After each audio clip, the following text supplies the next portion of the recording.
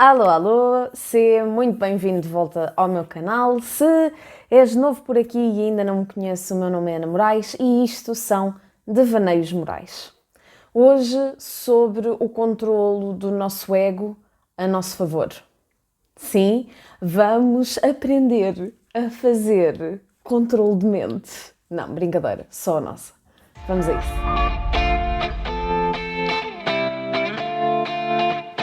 Há umas semanas estava a falar com um amigo meu e nós estávamos a falar de coisas que supostamente tínhamos dificuldade em fazer como rotina. E uma das que eu já tinha identificado algumas vezes e que partilhei com ele naquela altura foi que eu tinha dificuldade em lavar a louça depois das refeições, particularmente depois do jantar, porque sentia sempre um bocado aquela coisa de... Tive o trabalho, tipicamente, para lavar a louça antes do jantar, que era para poder cozinhar.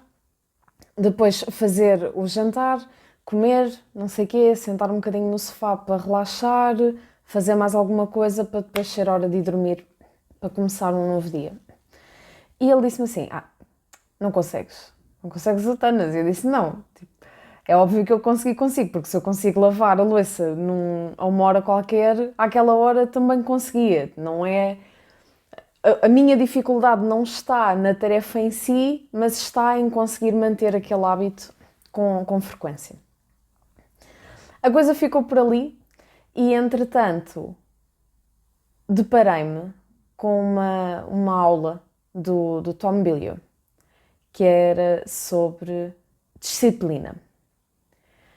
E ele passa ali por uma série de pontos em que uma delas é nós integrarmos determinados hábitos, neste caso de disciplina, dentro da nossa identidade. Isto porque existem uma série de níveis, isto também podem ser conversas para outras alturas, existem aqui uma série de níveis a que nós respondemos e um desses níveis é a nossa identidade. É como nós nos definimos. E eles costumam dar muito aquele exemplo do fumador. Uma pessoa que queira deixar de fumar, a melhor maneira de o fazer é de simplesmente passar a identificar-se como um não fumador. Não é? Porque alguém oferece-lhe, queres fumar? Não, eu não sou fumador. E, portanto, era como se houvesse ali uma troca de chip, que supostamente é rapidíssimo e que, quando é aplicado de uma forma correta, é bastante eficaz. E porquê é que eu trago isto para cima da mesa hoje? Porque, primeiro, ontem foi dia de fazer o que eu normalmente faço, que é lavar a louça para fazer o jantar, para comer, para depois, teoricamente, sentar no sofá, dar aquele chill e depois fazer mais alguma coisa que queira fazer e ser hora de ir para a cama. E não é que, depois de ter visto aquela aula, eu olhei para aqueles pratos ontem e pensei assim, não, vamos lá lavar a louça. Bora, vamos lá lavar a louça. Lavei a louça, fiquei muito contente e, curiosamente, até lhe mandei uma mensagem a esse meu amigo com quem tinha falado e disse-lhe, olha, hoje consegui lavar a louça depois de jantar. E aí, houve uma festa e tudo. Mas, ponto curioso, que me leva de facto a trazer isto aqui para ti hoje. Hoje, à hora do almoço, almocei, comi a bela da minha refeição e pousei o meu prato no lava-louça, como todos os dias faço. E a única diferença é que eu hoje tive uma voz que me surgiu, que me dizia assim,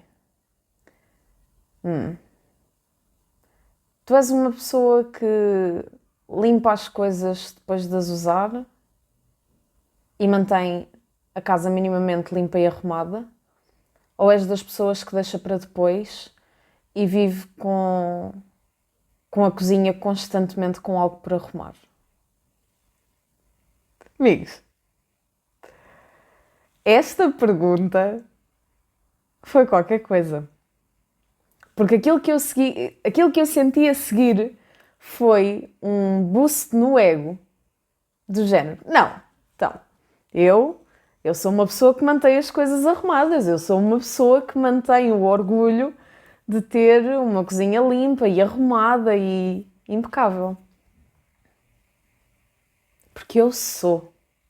Eu sou do tipo de pessoa que, como é óbvio, lavei a minha louça. O que, por sua vez, significa que quando chegar a hora de jantar eu não tenho de a lavar porque ela já está lavada. E isto fez-me pensar depois, fez-me entrar aqui numa espiral de pensamento em que esta coisa do que tipo de pessoa é que tu és, se és isto ou se és aquilo, nós vemos isto a ser utilizado em diversas circunstâncias e um dos exemplos que me ocorreu logo foi muitas vezes naquele círculo de quase de entrada de más influências, nomeadamente para crianças ou mesmo jovens, em que tipicamente o grupo que está a querer exercer pressão, a frase que sai da boca é: então, és isto ou és aquilo? E a expressão então mais comum, se calhar não tão aplicada a essas faixas etárias, mas era aquela frase célebre de: então, és um homem ou és um rato? E isto, teoricamente, a aplicar ao medo, não é? A enfrentar um medo. Se fores um homem, tu enfrentas o medo de frente. Se fores um rato, implica que supostamente foges do medo. E então, isto acabou por me fazer pensar aqui um bocado que nós conseguimos utilizar o nosso ego a nosso favor. Não é? Porque qual é que é o ego que quer aceitar que é preguiçoso, que é desarrumado, que possui toda uma série de características que possivelmente nenhum ego quer ter? E então acho que descobri aqui uma espécie de um loophole, de um buraco interessante que se pode explorar no sentido de manipular o nosso próprio ego através daqui de uma chantagenzinha pseudo, porque é tipo chantagem emocional, mas isto só pode ser utilizado para o bem, ok? Não podem utilizar estes poderes para o mal. E portanto, manipular aqui o nosso ego no sentido de realmente confrontar, especialmente quando vêm aquelas outras vozes, a voz da preguiça, a voz da procrastinação, essa então é danada. Não faço agora, faço depois. Imaginem ouvir isto e dispararem logo uma pergunta: então, mas és desse tipo de pessoas? Ui! Foge ego! Com caraças! Não é? Eu acho que às vezes até, sei lá, e isto agora a disparatar aqui um bocadinho, mas tipo, é o quê? Às vezes uma pessoa podia estar a falar de temas super banais, se fosse, por exemplo, gostos musicais ou uma coisa assim do género. E se alguém olha para nós e diz assim: mas tu és dessas pessoas que gosta dessa caramela? Oi, não é? Há logo uma coisa que sobe, tipo: eu não estou habituada a este nível de julgamento. A questão é que, em vez de nós estarmos a sentir este julgamento por parte de outros, que muitas vezes é com coisas que não fazem sentido nenhum, aqui o objetivo é nós encostarmos o nosso ego à parede com o intuito de fazermos aquilo que nós, na realidade, sabemos que temos de fazer, que queremos e não queremos fazer, não é? Nós queremos que as coisas estejam feitas, mas nem sempre queremos ser nós a fazê-las. Mas até nós termos a possibilidade de passar essas tarefas para outros, temos de ser mesmo nós. E então, estou muito curiosa por testar isto mais a fundo. Hoje foi a primeira vez que isto me surgiu e foi assim um bocadinho... Foi mesmo de repente, não estava sequer a pensar no assunto e a pergunta simplesmente surgiu. Por isso, vou ficar bem à coca, para ver o que é que acontece daqui em diante, se me surgem mais comparações destas e se porventura se eu consigo mesmo induzir isto propositadamente. Ok? Vou ver se consigo induzir isto mesmo propositadamente. Porque acho que nós conseguimos tirar imensos benefícios daqui. Não é? Fazer uma batalha de vozes. Estou a conseguir imaginar-me naqueles dias que às vezes até se prolongam por semanas, que são assim um bocadinho mais difíceis. De pouquíssima energia, de pouquíssima vontade em geral, e a única coisa que apetece é estar alapada no sofá a fazer absolutamente nada. E mesmo depois de, vamos supor, aproveitar um dia ou meia dúzia de horas naquela ronha, que nós também podemos fazê-lo, ok? Mas acho que existe um limite. Se nós deixamos a coisa estender por muito tempo, isso depois acaba por ter repercussões naquilo que são os nossos objetivos. Isto é simples e certo. E portanto estou a imaginar-me estar no sofá e ter então aquela voz do não me apetece fazer nada, estou farta disto. E depois combatê-la com... És das pessoas que gosta de ficar no sofá a choramingar, que ai, não me apetece fazer nada, ai, coitadinha, ai, manhã. Ou és das pessoas que faz o snap out do estado em que está e simplesmente levanta-se, troca a energia, faz uma lavagem de aura, seja o que for, e arranca para o que tem a fazer. E estou curiosa para ver qual é que seria a resposta. Muito, muito curiosa. Sou do tipo de pessoa que... E eu ainda não fiz a minha lista toda, porque naturalmente na sequência daquela aula o objetivo era fazer uma listagem, portanto, começar a perceber... Porque eu acho que isto é curioso, porque isto depois ainda leva para outra dimensão, que é... Se eu quero... Todos nós sabemos que para conseguirmos alcançar mais, nós temos de nos tornar mais. Porque eu tenho o que tenho agora porque tenho sido... Porque sou como tenho sido, certo? E, portanto, se eu quero resultados diferentes, há algo que tenho que mudar e esse algo tipicamente sou eu.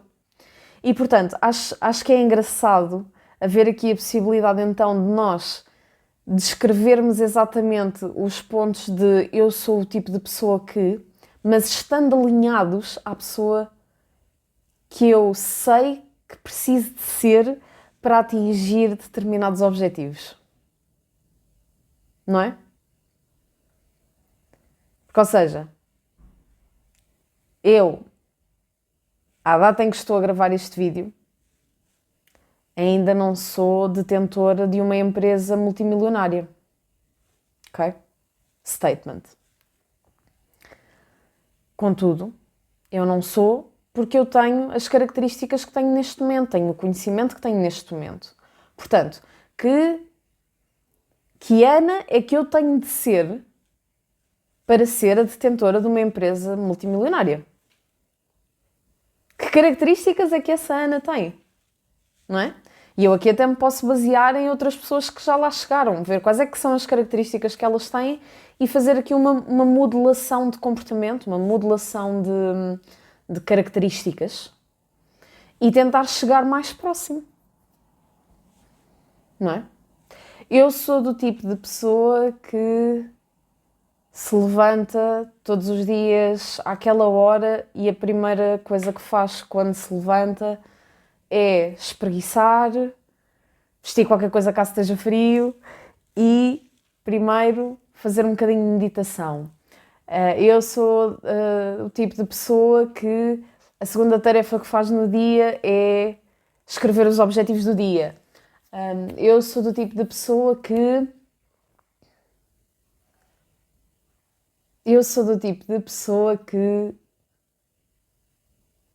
sabe que nada é impossível. Sei lá, ok? Que características é que aquelas pessoas têm que eu posso e quero modelar? Porque também é importante isto, não é? Se um Warren Buffett faz, sei lá, 500 flexões por dia e por isso é milionário, se eu quero fazer 500 flexões, não. Se isso me faz sentido, não. Se eu aceito a possibilidade disso impactar os resultados que eu vou ter mais à frente, sabes que mais, neste momento eu até te digo que sim. Pronto.